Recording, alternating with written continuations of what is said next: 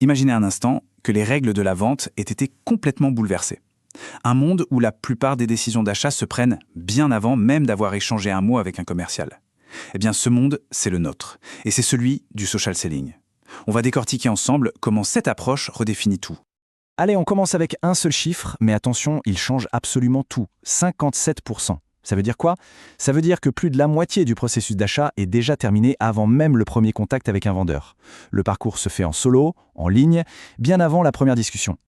Face à ça, la question n'est plus « comment est-ce que je vends ?», mais plutôt « comment est-ce que je peux être là, au bon endroit, au bon moment, quand l'acheteur se renseigne ?»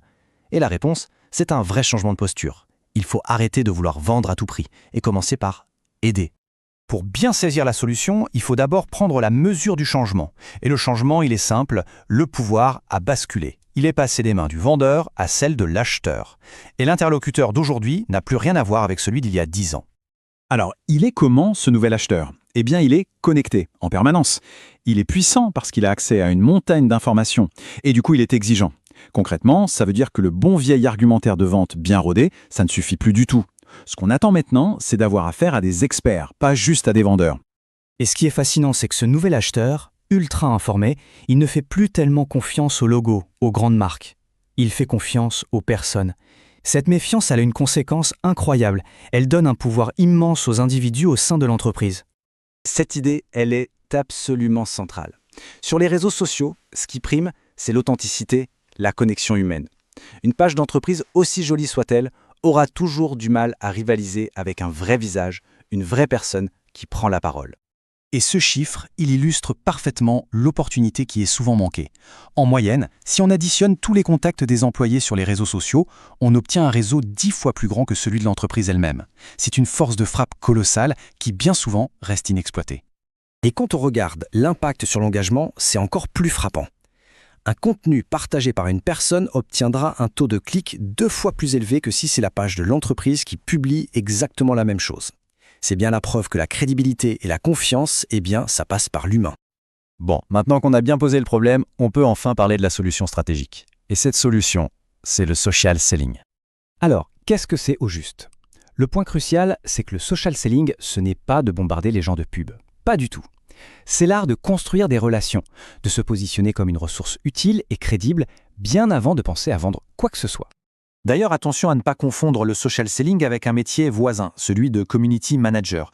Le community manager, lui, il parle au nom de la marque. Le social seller, lui, il agit en son propre nom pour le compte de l'entreprise. La nuance est énorme, c'est une approche personnelle, pas un communiqué de presse. J'adore cette analogie, elle dit tout. Le social selling ne remplace pas les appels ou les rendez-vous. Non, ça vient en complément. C'est un outil moderne qui vient enrichir les méthodes traditionnelles et surtout qui les rend beaucoup plus efficaces. Ok, tout ça c'est bien beau, mais concrètement, on s'y prend comment? Eh bien, il existe une méthode assez simple pour se lancer. Un cadre d'action clair. Et ça tient en un acronyme très facile à mémoriser, PEPSI. Alors, ce cycle PEPSI, il se décompose comme ça. P pour profil. Il faut une carte de visite en ligne impeccable et tournée vers le client. E pour étendu.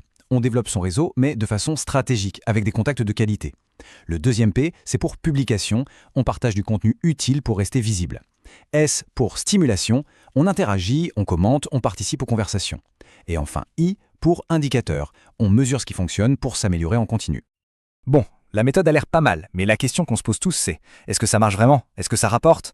Allez, regardons les résultats concrets. Premier cas d'école, IBM. Lors d'un programme pilote, l'équipe qui a utilisé les techniques de social selling a vu ses ventes augmenter de 400%. Oui, 400%. Je crois que le chiffre parle de lui-même. Autre exemple, cette fois-ci à la Poste, les commerciaux qui ont adopté le social selling ont signé pour 1,7 million de contrats directement attribuables à cette méthode.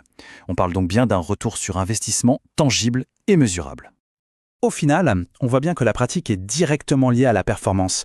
90% des meilleurs vendeurs, les top performers, utilisent le social selling, contre à peine 71% de leurs collègues.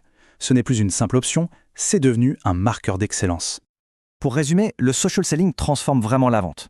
On passe d'une logique où l'on pousse un produit à une approche où l'on attire des prospects grâce à la valeur et à l'échange.